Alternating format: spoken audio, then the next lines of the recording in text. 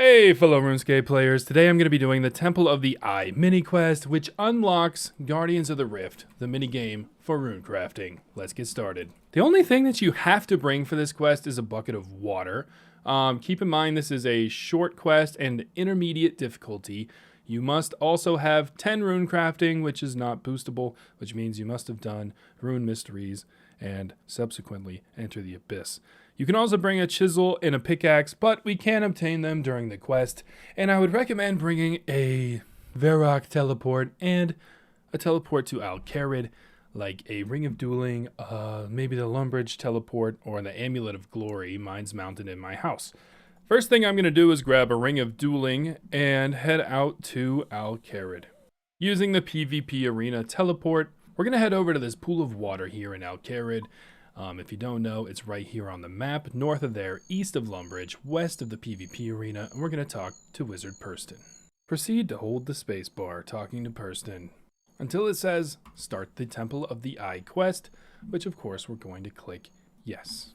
Purston's going to give us an amulet, and she asks us to find the origin of the amulet by tracing the abyssal energy that it contains.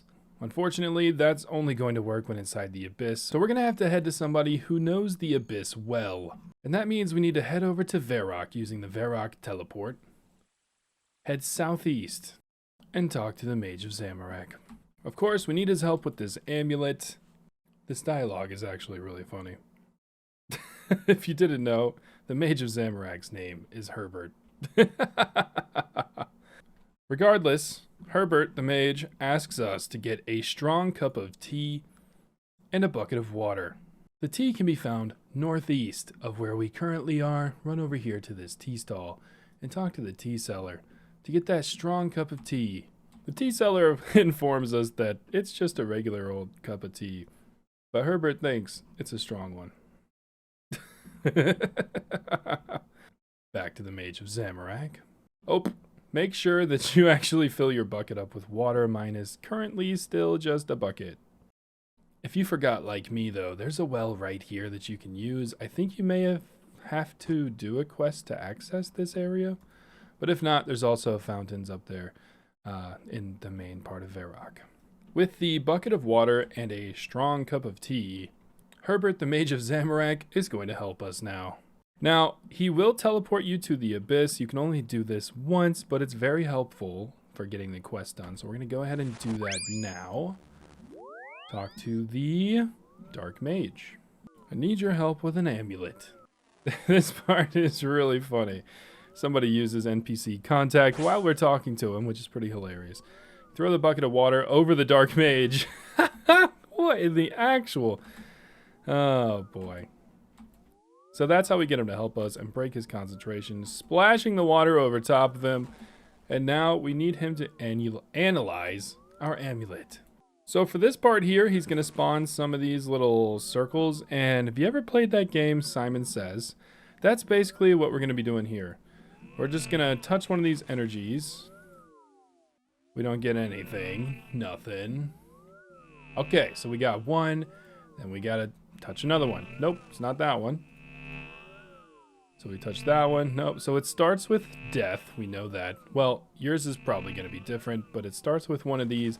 Then you got to find the order that they go in. So now I got death, cosmic. I recommend keeping your compass set to north to make it easier to remember the position. It's going to really come in handy. I typically tend to scan kind of like in a circular motion, but it's going to be that easy. 1, 2... It's not that one. 1, 2, 3, 4? Nope. Once you get to 4, you're almost done. 4. Oh, 50-50. Goop, got it. And that's going to be the end of the puzzle. Congratulations! At this point, you can head west to exit the abyss through the fire rift, which is going to take you right back to Al-Kharid because the Dark Mage gave us an abyssal incantation and we need to take that right back to Purston. So this handy little shortcut's going to take us right back to where she is. We're going to give her this incantation and see what she has to say. We're going to give her back the amulet. She's going to cast a spell. And we are going to head to the Wizard's Tower. Person will actually teleport us from this spot. You can only use it once, but again, it makes completing the quest super handy. And we're going to go talk to Wizard Cedrador, who's downstairs. Oh, Archmage Cedrador, sorry. So, he wants to help us with the incantation until he learns about ZMI being involved, and now he doesn't. So we need to head upstairs to talk to Treyborn up here and his apprentices, and that's going to open up the next puzzle. I need your apprentices to help with an incantation. If you don't know, Wizard Treyborn is the crazy guy here. His dialogue is definitely entertaining. So we're going to talk to one of these apprentices, like Felix here. But I know since you're watching this guide that you don't want to work out the puzzle, and that's okay. If you do, feel free to pause, but otherwise, you just need to talk to all three apprentices to get their piece of the puzzle, and then we can give the answer to Wizard Treyborn. Last chance to pause if you don't want me to spoil it for you, but talk to Wizard Treyborn and tell him that the answer to what a thingamawhat is 11. We're gonna dance with some fireworks. Wee-hee! Alrighty, cool. What a crazy guy. Crazy. After that, we're gonna head back down to Cedrador. You also may notice that Purston is with us now, and Cedrador is gonna help us out by opening up a little portal in this cutscene. I won't spoil it for you.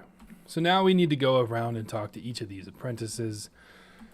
They're all showing us a different part of this area. This is where the minigame is going to be played, and so really it's just introducing the game, explaining the lore. You can see there's a big old hole right there into the abyss, because here we are with the Guardians of the Rift. These are dead Guardians right here who have fought the good fight. Once we've talked to all three apprentices, then we can talk to Purston, and it's time for another cutscene.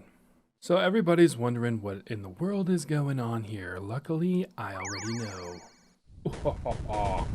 And we're about to find out.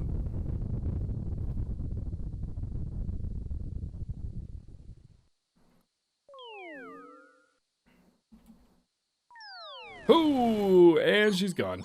And now there are abyssal monsters coming out at us.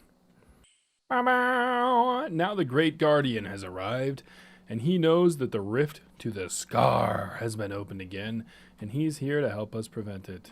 So, let's see. I mean, we're going to have to cover it anyway because you got to do it. So we're just going to head over here to talk to Felix. Felix is going to tell us about these cells. We're going to take a weak cell, and I mean, it's got little arrows, you know. It should be pretty easy. And we're going to run north with that cell up here. We're going to talk to Tamara, show her the cell. Then we're going to place it in this inactive cell tile to make the shield pop up. Bada bing, bada boom. That's going to help us stop these things. So now we need to go get some rocks, but we're going to have to talk to Felix. We're going to grab another cell. We're going to assemble this essence pile, but we need a chisel. If you forgot a chisel like I did, it's sitting right here on the ground, as well as a pickaxe. I'm going to pick that up as well. Then we're going to assemble this essence pile, which is going to turn it into an elemental guardian. There's two different kinds of runes in this game, elemental and catalytic. It'll be more important whenever you start playing the game, the Guardians of the Rift minigame. Now we're going to do the catalytic side. You can see that's a different one. Elemental's over here, catalytic is over here. And now we go back to Tamara. So the Great Guardian tells us that he needs runic energy, which means we need to go mine some Guardian remains. That's going to give us a stackable material called Guardian fragments. We're going to mine 5 of those, and then we're going to go talk to Felix again. Then we're going to work at this workbench. We're going to chisel those Guardian fragments, turn them into Guardian essence, run back to talk to Tamara. Then we're going to head back here, take an uncharged cell, slightly different from the weak cell. We're going to take an uncharged cell. You can see this table has empty things on it. We're going to pick one of those up, and you can see that the Great Guardian has opened a portal to the Guardian of Mind right here. So we're going to head through that with our uncharged cell, and our guardian essence. Then we're simply going to craft some runes. Piece of cake. That's going to give us 20 mind runes and 5 catalytic guardian stones. Then we're back to Tamara. Then we're going to put a cell in the weak cell tile again, which is going to add more strength to this barrier. Then we're going to simply click on the Great Guardian to power him up. Back to Tamara. We need more energy. We need to do that process again. So, and this is going to be the main gameplay loop of Guardians of the Rift, which is of course why they have you doing this quest to unlock it in the first place. So understand, if you're doing it on mass worlds, it's really going to be as easy as mining these remains, turning them into essence, and then hopping into whatever's active, making runes, powering up the Guardian, and then starting over. So just like that, we're going to mine, we're going to turn it into essence, we're going to grab an uncharged cell, which in the mass worlds is not really going to matter, but then we're going to take those all into the Guardian of Water this time, which is an elemental rune, notice, not catalytic.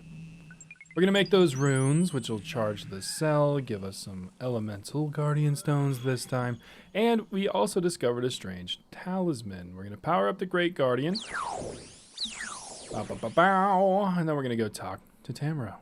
Then we're gonna go back to assemble another essence pile with our medium cell, which is going to make a medium guardian, if you can imagine.